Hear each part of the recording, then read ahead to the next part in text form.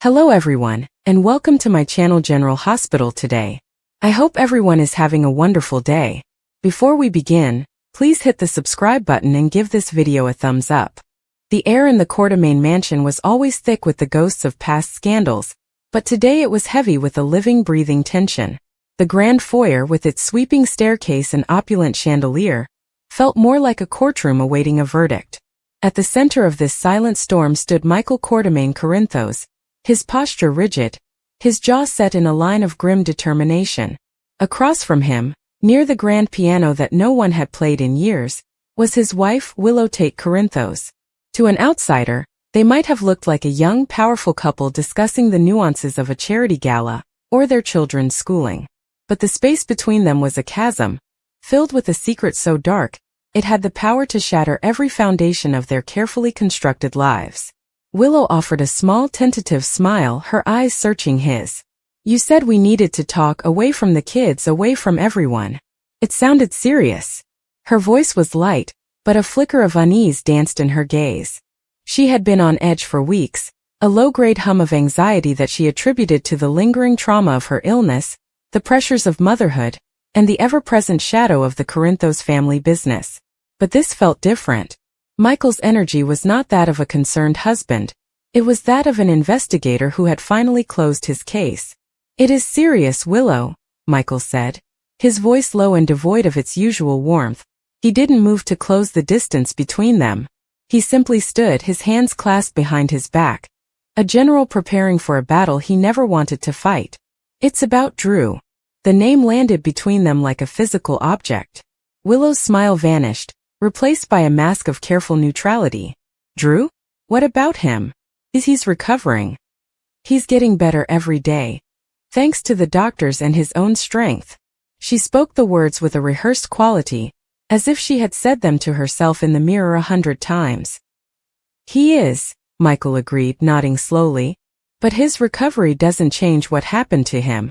It doesn't change the fact that someone shot him in the back and left him for dead on the docks. It doesn't change the fact that for months, we've all been living with a predator in our midst. Someone who walks among us, smiles with us, and pretends to share our grief and our outrage." Willow's hand fluttered unconsciously to her throat. "Michael, what are you talking about? You've been working with Sunny and Dante. I thought the trail had gone cold. You said there were no leads, no witnesses." "That's what we thought," Michael said, his eyes narrowing just a fraction. "That's what we were meant to think. It was the perfect crime in a way. The chaos of that night, the fog, the fact that Drew was involved in sensitive matters. It provided excellent cover. But perfection is an illusion, Willow. There's always a flaw. Always a thread that once pulled, unravels everything." He began to pace slowly, a predator circling its prey. "I went back over everything. Every report, every statement, every piece of security footage from a 3-block radius. I couldn't let it go. Drew is family. He's my uncle, but he's more than that. He's a good man who was nearly destroyed. And I made a promise to myself and to him that I would find who did this." That's admirable, Michael," Willow said, her voice barely a whisper. "But why are you telling me this now? Here." "Because the thread I pulled led me to a very unexpected place." Michael stopped his pacing and turned to face her fully, his gaze now direct and unyielding. "It led me to a discrepancy in a witness statement. A statement given by someone who claimed to be miles away, attending a charity auction at the Metro Court that night." The color began to drain from Willow's face. "A charity auction? Michael, I was at that auction. You know I was. I came home and told you all about it. I even showed you the program, the little vase I bought." "You did," Michael acknowledged. "And for the longest time that alibi was unshakable. It was solid. But then I remembered something. The security camera from a traffic light a half-mile from the docks. It's a crappy old camera, the footage is grainy, but it captures the license plates of cars passing through the intersection. I had Dante pull the footage from that night, from the hour surrounding the shooting. We'd looked at it before, but we were looking for known vehicles, for cars associated with Pikeman, with Cyrus, with any of our known enemies." He took a step closer. "We weren't looking for a car registered to a Corinthos." Willow's breath hitched. "Our cars are everywhere in this town, Michael. You know that. It could have been anyone from your mother's organization, Or one of Sonny's men? It wasn't, Michael interrupted, his voice hardening. The plate was clear. It was your car, Willow. The dark blue Lexus you drive. It was captured heading toward the docks at 9:47 p.m. The shooting was called in at 10:08 p.m. And that same car was captured again, heading away from the docks at 10:22 p.m. Silence. It was a thick, suffocating silence that seemed to swallow the very light in the room. Willow stood frozen, her eyes wide with a mixture of terror and disbelief. She opened her mouth to speak, but no sound came out. The charity auction you so meticulously documented, Michael continued, his tone now cold and forensic, had a hard stop at 9:30 p.m. The final lot was sold, and the organizers confirmed the room was cleared by 9:45. You were seen leaving alone at 9:40. Plenty of time to drive to the docks, Willow. Plenty of time. No, she finally managed, the word a strangled cry. No, Michael, that's not possible. The camera must be wrong. It must have been a different car, a similar model. Someone must have stolen my plates. This is a setup. Someone is trying to frame me. Is that what you think? Michael asked, his voice dangerously quiet. A setup? Then explain this. He pulled his phone from his pocket, his thumb swiping across the screen for a moment before he turned it to face her. It was a still image from a different camera, a higher quality one from inside the Metro Court lobby. It showed Willow, dressed in the elegant emerald green gown she had worn that night, walking briskly toward the main doors. The timestamp in the corner read 9:41 p.m. This is you leaving the auction, Michael stated. And this, he swiped again, bringing up another image, is from an ATM camera 2 blocks from the docks. The timestamp is 10:05 p.m. The image was grainier, darker, but it was unmistakably Willow's Lexus. The driver's side window was partially down, and the profile of the person inside, though shadowed, was clearly visible. It was her. The same elegant updo, the distinct silhouette of her jaw. She was looking straight ahead, her expression one of intense, grim focus. Willow stared at the image on the phone as if it were a venomous snake. Her body began to tremble, a fine, uncontrollable shaking that started in her hands and traveled up her arms. The carefully constructed walls of her denial were crumbling, and the truth was rushing in like a flood. It can't be, she whispered, but the fight had gone out of her voice. It was a plea now, a desperate last-ditch attempt to ward off the inevitable. It is, Michael said, putting his phone away. His own heart was hammering against his ribs, a painful, frantic rhythm. Part of him, a large part, had been praying he was wrong, that there would be some explanation, some miraculous piece of evidence that would exonerate the woman he loved. But seeing her face now, watching the mask of innocence shatter into 1,000 pieces, confirmed his worst nightmare. The timeline is airtight. The evidence is irrefutable. Your car was there. You were there. He took another step, closing the final feet between them. The air was so thick with betrayal it was difficult to breathe. Why Willow? The question was ripped from him, raw and anguished. For God's sake, why? What could Drew have possibly done to you to deserve that? To make you try to murder him? The word murder seemed to break her. Her knees buckled and she stumbled back, catching herself on the edge of the piano. The discordant jangle of keys was a grotesque soundtrack to the scene. Tears, real and frantic, began to stream down her face. You don't understand, she sobbed, her body curling in on itself. You couldn't possibly understand. Then make me understand. Michael roared, his composure finally snapping. The sound echoed in the vast foyer. Make me understand how the woman I married, the mother of my children, a nurse who has dedicated her life to healing people, could become a cold-blooded killer. I'm not a killer, she shrieked, looking up at him, her face a mess of tears and despair. I didn't want to kill him. I needed him to stop. Stop what? Michael demanded, his voice dropping back to a deadly whisper. Stop what, Willow? The story tumbled out of her then, in broken, hysterical fragments. It was a tale not of malice but of desperate, twisted maternal love, fueled by grief and a festering poison. It began with the death of their son Jonah, the profound, soul-crushing grief that had hollowed her out. And in that hollow space a seed of blame had been planted, A seed that was carefully nurtured and watered by the one person who knew how to exploit vulnerability better than anyone. Nina Reeves. She was the only one who understood. Willow cried, her voice ragged. You were all trying to be strong, trying to move on. But Nina, she knew this pain. She had lost a child too. She listened to me. She validated my anger. What anger? Michael asked, though a cold dread was beginning to coil in his stomach. He knew where this was heading. He knew Nina's capacity for manipulation. At Carly. At Drew. Willow spat the names as if they were curses. Don't you see?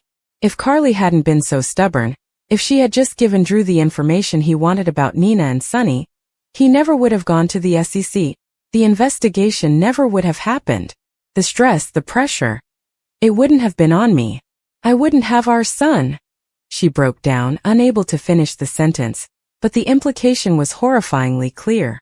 In her grief-stricken mind, she had drawn a direct line from Carly and Drew's actions to the death of her baby. Michael stared at her in stunned horror. You think Carly and Drew are responsible for Jonah's death? Willow, that's insane. He was sick. It was a tragic, horrible, unpreventable illness. No one is to blame for that. You say that because you've made your peace with it.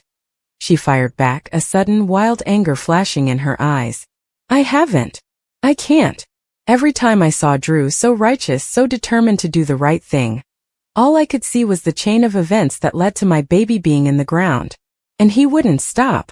Even after everything, he was still pushing, still digging, still causing more pain. She wiped her face with a trembling hand, her breath coming in ragged gasps. Nina, she would talk to me for hours. She made me see that as long as Drew was free to pursue his vendetta, our family would never be safe. We would never have peace. He was a threat, Michael. A threat to you, to me, to Wiley, to Amelia. He was a loose cannon, and someone had to stop him. So you decided you would? Michael's voice was flat, disbelieving. With a gun? Nina told you to shoot him? No. God, no. Willow shook her head violently. She never said that. It was the feeling I got from her. The implication. She would say things like, if only he would just disappear. Or the world would be a better place without his kind of trouble. She made it sound so logical. Necessary. It started as a fantasy, a dark thought I would have in the middle of the night when the pain was too much to bear. And then, it wasn't a fantasy anymore. She described the descent into that darkness. The obsessive thoughts that began to consume her. The way she started following Drew, learning his patterns. The night of the shooting was a blur of adrenaline and single-minded purpose. She had taken one of Sonny's untraceable guns from a hidden safe Michael had foolishly shown her once, thinking she would never have a reason to touch it. She had driven to the docks, her mind a screaming chorus of grief and rage. I didn't plan to kill him, she whispered, her eyes distant, haunted by the memory. I just wanted to scare him. To make him understand what it felt like to be powerless, to be afraid. I thought if he was hurt, if he was scared, he would drop the SEC investigation, he would leave us alone. I saw him there on the pier and I called out to him. He turned around and he looked confused. He said my name. Willow, what are you doing here? And I just raised the gun. I saw the shock in his eyes. And I pulled the trigger. The confession hung in the air, a vile, toxic thing. Michael felt physically ill. He had to brace a hand against the wall to steady himself. The image of Drew, a good and honorable man, turning to see the face of his own niece by marriage, a woman he trusted, only to have her shoot him in cold blood, was too monstrous to comprehend. You shot him in the back, Michael said, his voice trembling with a mixture of revulsion and pity. He turned away from you, didn't he? He thought it was a mistake, that you weren't a threat. And you shot him as he tried to get away. Willow dissolved into fresh sobs, her body racked with guilt she could no longer suppress. I panicked. I saw him fall and I saw the blood and I just ran. I drove away and I threw the gun into the river. I went home, I showered, I put on my nightgown, and I pretended to be asleep when you came to bed. I've been pretending every single day since. The sheer normality of her actions after the fact, the shower, the nightgown, the pretense of sleep, was perhaps the most chilling part of all. It spoke to a dissociation, a fracturing of her psyche that allowed the kind, compassionate Willow to coexist with the terrified woman who had just attempted murder. For a long moment Michael just looked at her. He looked at the woman he had vowed to love and cherish, the woman he had built a family with, the woman he had fought so hard to save from leukemia. He saw the ghost of that brave, resilient person, but she was now overshadowed by this twisted, broken stranger, a puppet whose strings had been pulled by his own manipulative mother-in-law. Nina, he finally said, the name a curse on his lips. This is her doing. As much as it is yours, it's hers. She saw you were broken, and she poured her venom into your wounds. She used you as her weapon. She cared about me, Willow insisted weakly, but even she seemed to hear the hollow ring of the words now. She used you, Michael thundered. She used you to get back at Carly and Drew, to remove an obstacle from her path, without ever getting her own hands dirty. And you let her. You let her turn you into this. The finality in his voice broke her. Michael, please. I was sick with grief. I wasn't in my right mind. You have to believe me. I love you. I love our family. This thing I did, it wasn't me. It was the pain. The pain is an explanation, Willow, Michael said, his voice now filled with an immeasurable sadness. It is not an excuse. What you did, it's unforgivable. You didn't just shoot Drew. You shot our family. You shot every moment of trust, every memory we've built, every hope we had for the future. You lied to me every day, while I hunted for a monster that was sleeping in my bed. He turned away from her, unable to look at her any longer. The love he felt was still there. A deep, painful ache, but it was now entwined with a betrayal so profound it felt fatal. What happens now? Willow asked, her voice small and utterly defeated. Now, Michael said, his back still to her. You are going to come with me to the PCPD. You are going to walk into that precinct, and you are going to confess everything to Dante. You are going to tell him about the gun, about the car, about your motive. And you are going to tell him about Nina's role in this. Every word, every conversation. No, Michael, I can't go to prison, she begged, scrambling toward him. What about Wiley? What about Amelia? They need their mother. He finally turned, and the look in his eyes made her freeze in her tracks. It was not hatred. It was something worse. A profound, unbridgeable disappointment. You should have thought of that before you pulled the trigger. Drew has children too. He almost didn't get to see them again because of you. There are consequences, Willow.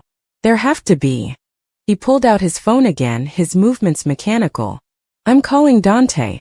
He'll meet us at the station. Don't make me have to cuff you and drag you there myself. For the sake of what we once had, do this with the last shred of dignity you have left. As he dialed, Willow sank to the floor, the elegant emerald gown she had worn for a confession of a different kind pooling around her like the shroud of her former life. The grand Courtemain mansion, a witness to so much drama, had never housed a silence so complete, or a truth so devastating. The shooter had been found, the mystery was solved, but the victory was ashes in Michael's mouth. The real tragedy was just beginning. The fallout from this revelation would ripple through every relationship in Port Charles, turning allies into enemies, victims into villains, and leaving a family, once a symbol of resilience, shattered in its wake. The truth was out, but it was a truth that no one, least of all Michael, was prepared to face.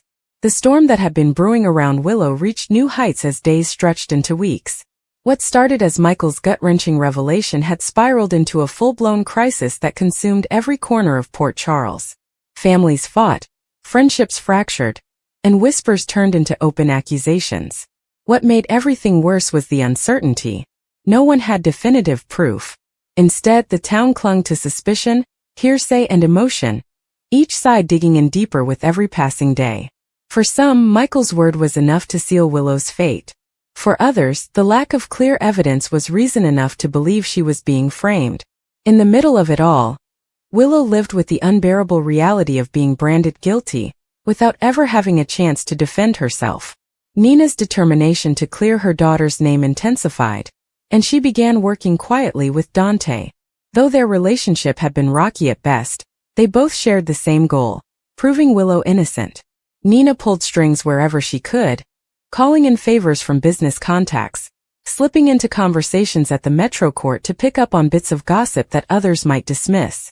Dante, meanwhile, doubled down on the official investigation, carefully balancing his role as a detective with his loyalty to family. The closer they looked, the clearer it became that someone had gone to great lengths to make Willow appear guilty. There were traces of manipulation in the evidence. Small details that didn't add up unless someone had planted them. Michael, however, wasn't privy to all of this. He continued to shoulder the weight of his decision, haunted by the look in Willow's eyes the moment he had exposed her. He replayed it constantly, the disbelief, the hurt, the shattering of trust between them. He tried to convince himself that he had done the right thing, that telling the truth was the only path forward. But his conviction began to crack. Doubt crept in late at night when the house was quiet, whispering questions he couldn't ignore. What if he had been wrong? What if he had let circumstantial evidence cloud his judgment? And most terrifying of all, what if he had destroyed his marriage and his family for nothing? Willow herself had been pushed to the brink. Her gentle spirit had always been her greatest strength, but under the weight of constant judgment, she felt herself unraveling. Nights were sleepless, filled with silent tears as she stared at the ceiling, wondering how everything had gone so wrong. She thought of her children, of the life she had fought so hard to build, and it felt like it was slipping away from her one piece at a time. She still loved Michael with every fiber of her being, but the betrayal of his accusation had left scars she wasn't sure would ever heal. She wanted to scream, to fight back, to prove her innocence, but without evidence, her voice felt like a whisper in a storm.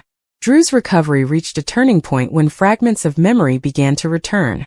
They weren't clear, and they came in flashes that felt more like dreams than reality, but there was one thing he knew for certain. The shooter hadn't felt like Willow. The height, the build, the way they moved, it didn't match her. He couldn't explain it fully, but his instincts told him the truth his mind couldn't yet articulate. Drew began to share his doubts quietly, first with Carly, then with Sunny. His words carried weight, and for the first time since Michael's revelation, a new narrative began to take shape. Maybe Willow hadn't been the shooter at all. Carly seized on Drew's uncertainty, determined to prove it once and for all. She and Dante began piecing together the timeline in greater detail, and their efforts soon uncovered a breakthrough. Surveillance footage from a nearby street showed a shadowy figure fleeing the scene around the time of the shooting. The footage was grainy, but the figure's build and movements didn't match Willow.